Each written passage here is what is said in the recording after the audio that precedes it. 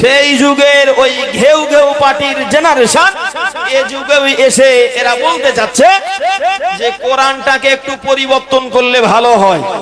এ কোরআন আর সেই কোরআন নেই। এ কোরআন সেই কোরআন বদরের ময়দানে সব পুড়ে ছাই হয়ে গিয়েছিল। আবার নতুন করে 27 শয়তান, কয় শয়তান? নতুন করে 27 শয়তান এই কোরআনটাকে আবার লিপিবদ্ধ করেছে। ভদ্রলোক আন্ডারপ্যান্ট পরে তার চেন রাখতে হয় এ জানে না, বললো সে কোরআন সব বদরের ময়দানে পুড়ে ছাই হয়ে গিয়েছিল। নতুন করে 27 শয়তান আবার এই কোরআন তৈরি করেছে। আমি একটা সেই আগের কোরআন কালেক্ট করেছি। সব যদি পুড়ে যায় এই যে কোথায় পেয়েছে আল্লাহ জানে। তার মানে আন্ডারপ্যান্ট পরলে যে একটু চেন রেখে দিতে হয়, ভদ্রলোকের এটাও জানা নেই। বলতে চাই যে এই কোরআনটাকে নতুন করে সংসদে আইন পাস করিয়ে রদ বদল করতে হবে। কেন না, এতে বলা আছে যে হে মুসলমানেরা, অন্য মানে ধর্মের মানুষদের তোমরা যেখানে পাবে সেখানেই তোমরা গ্রেফতার করো আর মেরে দাও। কোরআনে এরকম বলা আছে নাকি? পাগল বুঝেও না, পড়তেও পারে না, কি আছে জানেও না, আগে পিছে দেখেও না, বলে দিলে এক কথা। বিষয়টি অ্যাকচুয়ালি মোটেই এমন না। কথাটি বলা হয়েছে মুনাফিক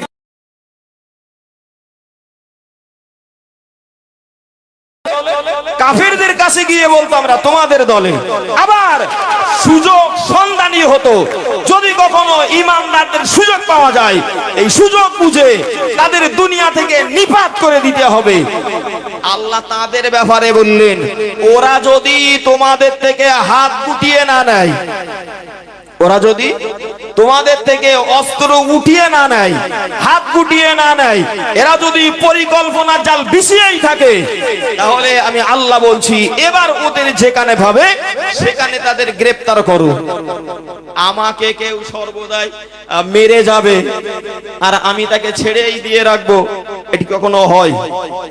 ও আল্লাহ বাংলা সুইকিদির কোরআনের অপব্যাখ্যা করে যারা দুনিয়ার মানুষদের কাছে শোনাতে চায়, আমি আল্লাহর কোরআনের আরো একটি আয়াত ওই ভদ্র মানুষকে শুনিয়ে দেই।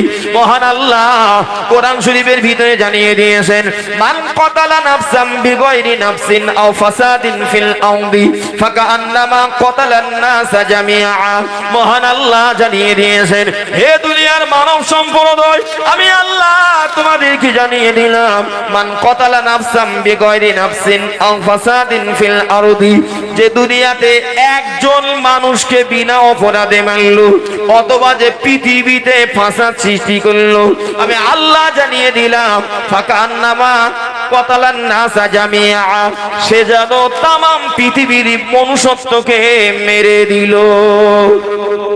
যে একজন মানুষকে বিনা অপরাধে মারলো, নিরপরাধে মারলো, সে যেন তামাম পৃথিবীর মানুষ জাতিকে মেরে দিল। কোরআন আমার এই কথা বলে, অন্যকে মেরো না। আল্লাহ বাংলা সুইকিদির সময় আমার হবে না, ব্যস্ততার সঙ্গে এতটুকু কথা আমি আপনার কানে দিতে চাই। মহান আল্লাহ নবী হাদিসের ভিতরে জানিয়ে দিয়েছেন, হে দুনিয়ার মানব সম্প্রদায়, যদি পরিপূর্ণ ঈমানদার তোমরা হতে চাও, যদি পরিপূর্ণ মুসলমান তোমরা হতে চাও, আমি নবী তোমাদের একটি থিওরি দিয়ে দিলাম। প্রকৃত মুসলমান তারা আল মুসলিমু মান সালিমাল মুসলিমুনা মিন লিসানিহি ওয়া ইয়াদিহি আও কামা ক্বালান নবী সাল্লাল্লাহু আলাইহি ওয়াসাল্লাম। নবী আমার জানিয়ে দিয়েছেন, আল মুসলিমুনা প্রকৃত মুসলমান তো তারা মান সালিমাল মুসলিমুনা মিন লিসানিহি ওয়া ইয়াদিহি, যারা হাতের দ্বারাই, যারা জবানের দ্বারাই, যারা হাতের দ্বারাই, যারা জবানের দ্বারাই অন্য মানুষেরা নিরাপদে থাকে, তারাই তো হলো প্রকৃত মুসলমান। একটু জোরে বলেন না সুবহানাল্লাহ। প্রকৃত মুসলমান হতে গেলে আপনি হাত দিয়ে মারা নয় গো, আপনার জবান দিয়ে, আপনার কথার দ্বারাও কাউকে আঘাত করতে পারবে না।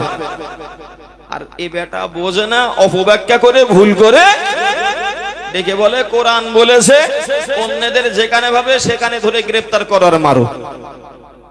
ওই নারকেলের ছড়াছি বলে মতো এ গল্প বলে আমি আর সময় নষ্ট করতে চাচ্ছি না। নারকেল খেতে পারে না, আস্ত নারকেল নিয়ে ওই খোলার উপরে কামড় মেরে বলে দাঁত পড়ে গেছে, মানে এই জিনিস খাওয়া যায় না। ভিতরে যে কেটে তার ভিতরে শ্বাস পাওয়া যায়, তার ভিতরে পানি পাওয়া যায় সুস্বাদু, এখনো চিনতে শিখলো না। এই জন্য এর অবস্থা এই।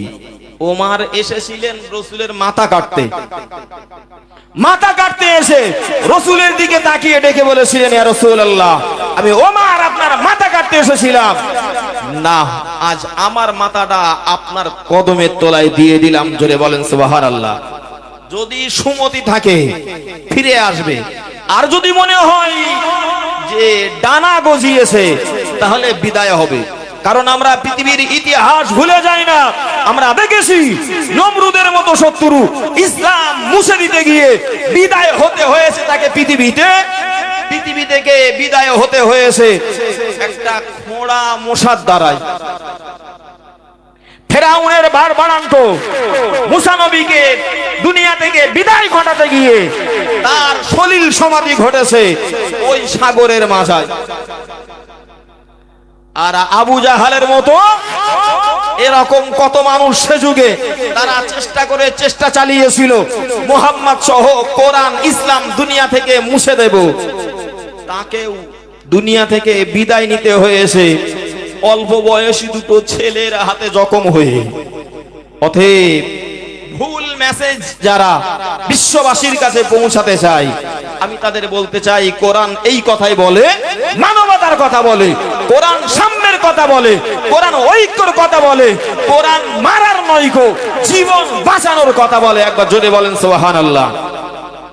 কোরআন যদি বাঁচাতে হয় তাহলে বইয়ের শুধু পৃষ্ঠায় রাখলে বাঁচবে না। বাঁচবে মনে হয়? বইয়ের পৃষ্ঠায়, কাগজের পৃষ্ঠায় কোরআন কখনো বাঁচে না। কোরআন যদি বাঁচাতে হয়, যেমন রাসূলুল্লাহর কাছে কোরআন এসেছিল ফারিস্তা জিবরিল মারফত, জোরে বলেন সুবহানাল্লাহ। আর একটু জোরে বলেন না সুবহানাল্লাহ। রাসূলের কাছে কোরআন এসেছিল ফারিস্তা জিবরিল মারফত, রাসূলের থেকে সাহাবীদের কাছে কোরআন এসেছিল ওই সোনা থেকে সোনা, সিনা থেকে সিনা। এরপরে পর আজ পর্যন্ত মানব সিনার ভিতরে এ কোরআনের জায়গা হয়েছে। দুনিয়ার এই কাগজের কোরআনগুলো মুছে ফেলে কোনো লাভ হবে না। একে দিনে সব মুছে দিলে, একে দিনে সব সাগরে ফেলে দিলে, পরের দিন দেখবেন চলন্ত কোরআন যারা ঘুরে বেড়ায় হাফেজে কোরআন, তারা পড়ে দেবে, আলেম সম্প্রদায় লিখে দেবে, পরের দিন আবার নতুন কোরআন পেয়ে যাবেন। জোরে বলেন সুবহানাল্লাহ। পৃথিবীর একটা কিতাব আপনি দেখাতে পারবেন না যেটি টপ টু বটম, শুরু থেকে শেষ কোন মানুষের মুখস্থ আছে।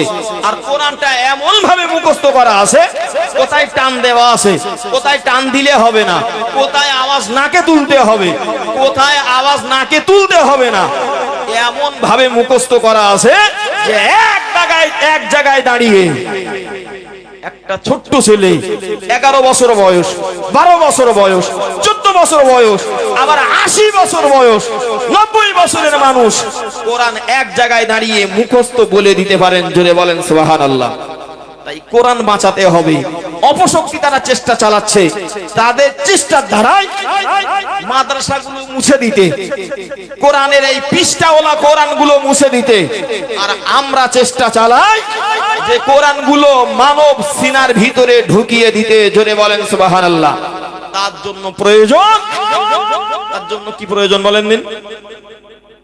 সুবহানাল্লাহ। তার জন্য প্রয়োজন হলো মাদ্রাসা। হযরত মাওলানা আব্দুল মুহিত সাহেব ভাই, তিনি অল ইন্ডিয়া সুন্নাত ওয়াল জামায়াতের একজন খুব দায়িত্বশীল ব্যক্তিত্ব বলা যায়, যার দায়িত্বে 3টে মাদ্রাসা চলে। কটা বলেন দিন? আমি গতকালই ভাইয়ের সঙ্গে এক জায়গায় ছিলাম, তো আমি বলছিলাম আমার গ্রামে, তো আমি বলছিলাম আমার এই চুল দাড়ি মনে হয় একটু দেরি হয়ে পাকতো, লেটে পাকতো আর কি। এই যে মাদ্রাসার দায়িত্ব যাদের ঘাড়ে আছে এদের একটু আগে পাকবে। কাল রাত্রি জলসায় বসে আছি, মাদ্রাসাতে হুজুর ফোন করে বললেন, হুজুর সে তো ভাত 4 জনের শর্ট পড়েছিল, তা আমাদের ভাতগুলো দিয়ে দিস, আমরা এখন খাই কি? তাই বললাম ওই ওখান থেকে মাদার তলায় যাও, গিয়ে অমুকের দোকান থেকে বিরিয়ানি এনে খেয়ে নাও, সকালে টাকা দিয়ে দেবো। ভাত শর্ট পড়লেও আপনি জলসায় আছেন না অজে আছেন, স্টেজে আছেন নাকি মাইকে আছেন, এই চিন্তা তখন ওদের নেই। ওদের চিন্তা আমাদের পেট পূরণ করতে হবে। তো চুল হয়তো একটু লেটে পাকতো, এই দায়িত্ব যাদের ঘাড়ে তাদের এমনি একটু আগে পাকবে। তো মুহিত সাহেব ভাই 3টি মাদ্রাসার দায়িত্ব নিয়ে যে কিভাবে মাথা ঠিক রাখেন, মাঝে মাঝে আমরা ফোন করলেও বলেন যে ভাই একটুখানি রাখেন, খুব ব্যস্ত, একটু পরে ফোন করছি, বলে 2 দিন খোঁজ নেই। তো মূল ব্যাপার হলো এটি, এত ব্যস্ত, এত অর্থ ব্যয়, এত সময় ব্যয়, কোথায় সেই মেদিনীপুরের 9 নানে, কোথায় বালতি, কোথায় তরুণীপুর। এই মাদ্রাসার পিছনে ছোটার মূল লক্ষ্য হলো একটা, যে মানব হৃদয়ের ভিতরে কোরআন এবং হাদিস ঢুকিয়ে দেওয়া। যদি বলেন সুবহানাল্লাহ।